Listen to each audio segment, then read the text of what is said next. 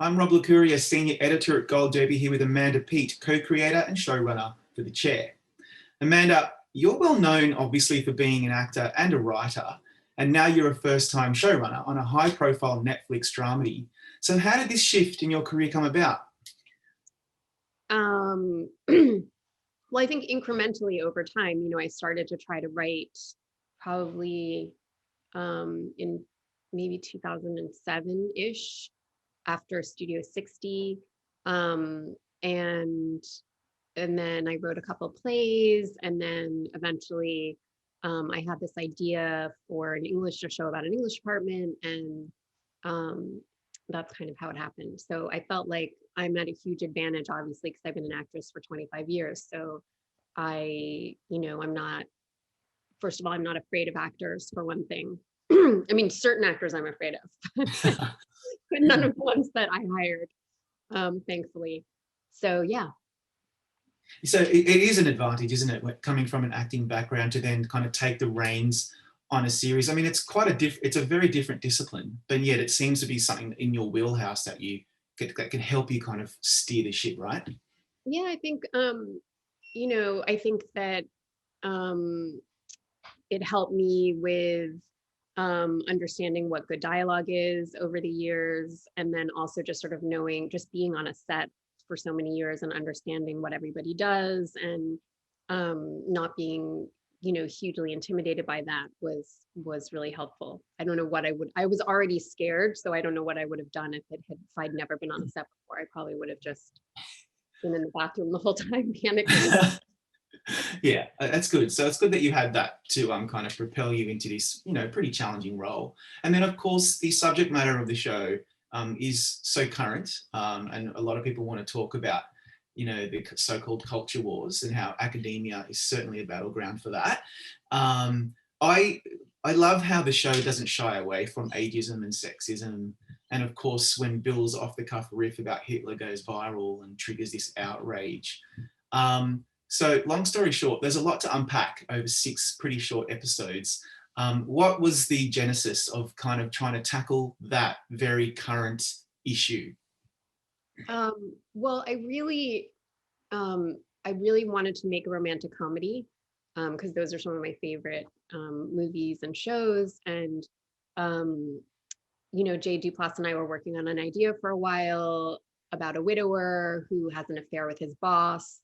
And then, yeah, I was reading a lot of these stories, as we all were, about, cancellations on campuses and professors um, transgressing. And I thought it would be really interesting, especially because I was also really interested in the idea of like women in leadership and female supervisors, and how there's often um, a lot of pressure to be quite, for lack of a better way of describing it, like quite masculine and binary in your thinking. And I think that one of the things I've been thinking about is that I think empathy is an important leadership quality. And so Sandra and I were really interested in talking about that idea that empathy isn't a weakness when you're in a supervising role necessarily.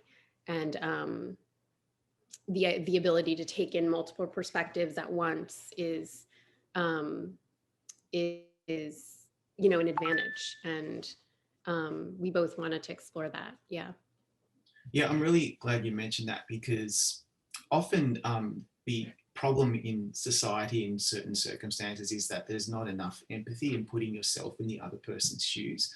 This show actually does tackle that in a really nuanced way, and it does so with women at the helm on the show, and of course with you behind the scenes. So what would you say is the most exciting or interesting part of having women at the helm, um, as the characters and also behind the scenes?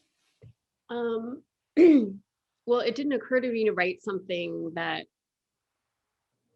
wasn't from Ji-Yoon's perspective. As soon as I had the idea and started thinking about like what it's like to be a woman of color who's ascending the ranks in her profession for the first time, and having had to navigate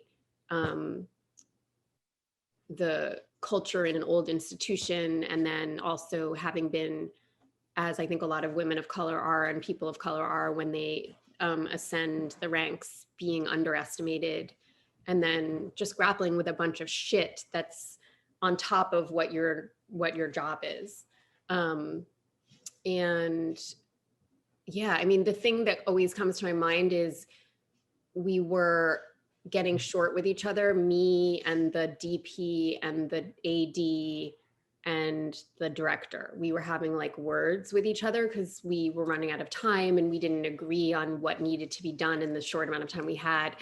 And so I was like, everybody outside. And basically it was like a therapy session, like a really quick therapy session. But my husband was like, oh my God, maybe the future is female.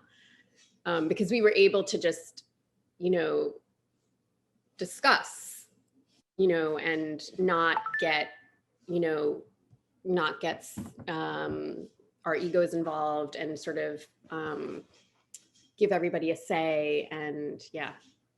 Yeah. And Sandra was always laughing and saying, oh my God, it's like having 4 people who are running the show who have all been in therapy. It's a huge advantage. Like, yeah, exactly. Emotionally intelligent people, like with high EQ, not being combative, not being adversarial, trying to get to an outcome. Wow. Like, And I think that natural, yeah. natural collaborative spirit, you know, I definitely really wanted to be on a show that had that openness. And yeah, I know a lot of, you know, amazing directors and showrunners for whom that doesn't work. You know, it's like, Yeah. it's your vision and then you have to toe the line, but I'm just not like that. So yeah. Seems to work. With Sandra Oh as the number 1 on the call sheet. By the way, it's just a really strong cast, like Jada Plassen, Bob Balaban, Holland Taylor, just to name a few. But Sandra Oh's number 1. She's the star of the show. What do you value most about her? What does she bring to the table that you really value? Well, first of all, she's just like a true journeyman actor. Like she really cares about the whole company. She really perceives the crew as part of the company. And I think that's quite rare in a superstar, for her to have that perspective. And then she just deeply cares about acting and the work, and gives incredibly, is incredibly rigorous in terms of story and tracking her character and other people's characters. And but I think she's just really a special comedic actress to me.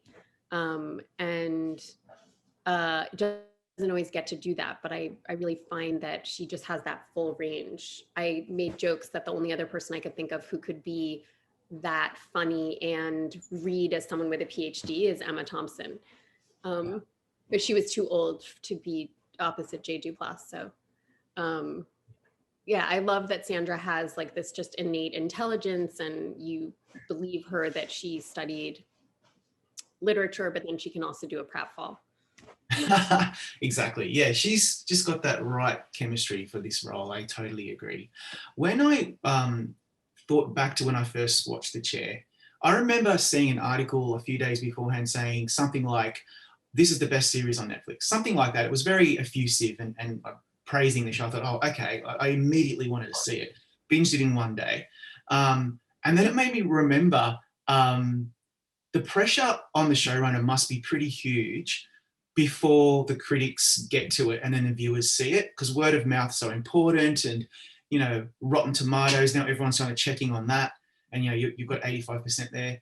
So I was wondering, what were you going through in the days leading up to the show's premiere before you realised that it was quite popular and people really loved it? I was doing emergency shrink sessions on the phoners, as everything is a phoner these days. Yeah, just reminding myself to let go and let God. And, you know, once it's in the can, it's out of my hands. And yeah, it was really a hugely pleasant surprise that people seem to really like it. And yeah, it was a very personal journey for me. And so yeah, the fact that other people enjoyed it was just like crazy. Yeah, it's probably a big sigh of relief as well. Yes, my God, yes. Yeah. The worst, oh yeah, David and Dan, who, you know, my husband is David, who made Game of Yeah. Thrones. They said that they kept forgetting that they had already told me, oh, you're in the worst part. You know, like production is the worst part. And I'd say, why didn't you tell me that? And then, oh yeah, waiting for critics, that's the worst part. You know, they kept, it was like a moving goalpost. Is that what it's called? Yeah. Yeah, moving the goalposts. Yeah. Jeez, So that's anyway. terrifying. Well, anyway, look, it's I know. good. Everyone loved it. So, Amanda, on that note, thank you for your time today. We'll bring you back for our group chat shortly. Okay, brilliant. Thank you.